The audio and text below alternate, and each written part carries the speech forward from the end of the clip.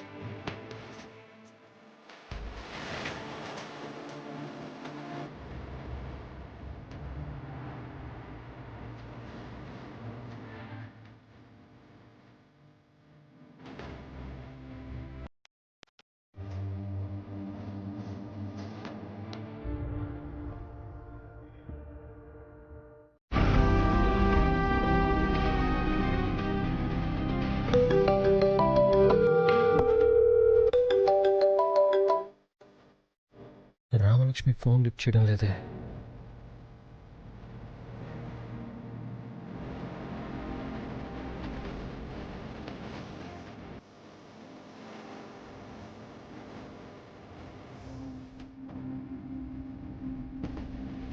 రామలక్ష్మి కావాలని call lift చేయడం లేదా?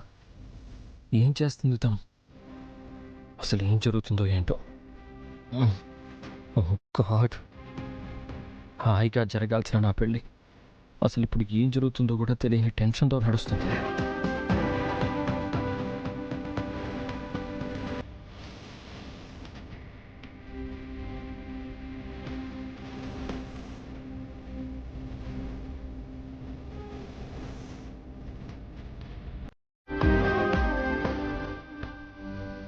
రామా, ఒక్కసారి ఆలోచించు.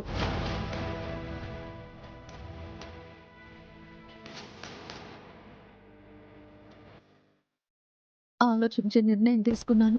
అటు చూడు, పెద్దమ్మ పెద్దనాన్న ఎంత హ్యాపీగా ఉన్నారో చూడు.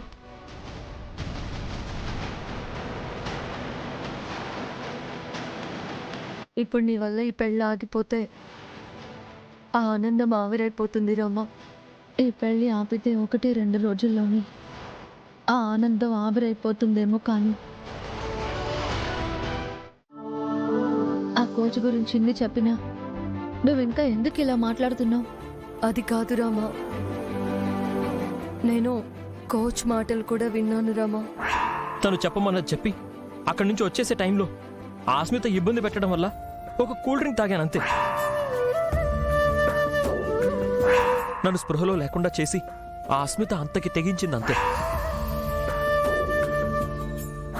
నా ప్రేమ మీద ఒట్టేసి చెప్తున్నాను, నేనే తప్పు చేయలేదు ఆద్య.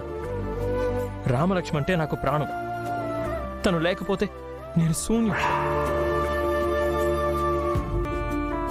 నువ్వు చూపించిన ప్రూఫ్స్లో నిజం ఉన్నట్టే తను చెప్పిన మాటల్లో కూడా నిజాయితీ ఉన్నట్టు కనిపిస్తుంది రామా. అంటే అర్థం ఏంటి ఆద్య? ఆ నిజాయితీకి ఆధారం లేనట్టేగా.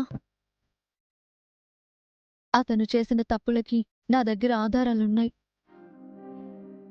అది తెలిసి కూడా కోచ్ చేతిలో మోసపోయి తల ఉంచి తాళి కట్టించుకోమంటావా? అది కాదు రామా. వద్దాద్య, ప్లీజ్ ఈ విషయంలో మాత్రం ఇంకేం చెప్పొద్దు. ఎవరిని చెప్పినా నా నిర్ణయం మారదు.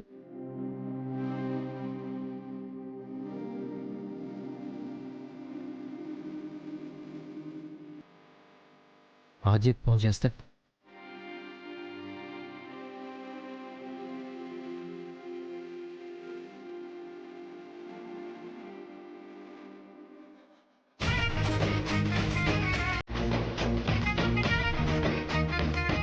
అదే పాపం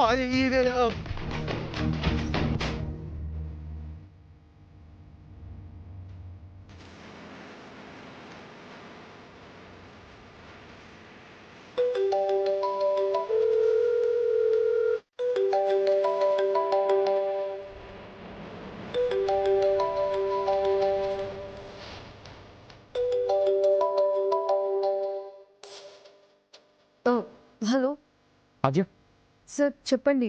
రామలక్ష్మి ఏం చేస్తుంది? తనకు 4 కార్యక్రమం నడుస్తుంది సార్.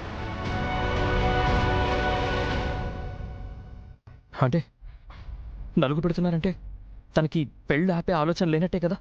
4లో కూడా పెళ్లి ఎలా ఆపాలా అని చూస్తుంది సార్. ఏంటి? అవును సార్. ఆద్య, నీకంతా చెప్పాను కదా, రామలక్ష్మితో నువ్వేం మాట్లాడలేదా? నేను మాట్లాడాను సార్, కానీ తను వినే పరిస్థితుల్లో లేదు.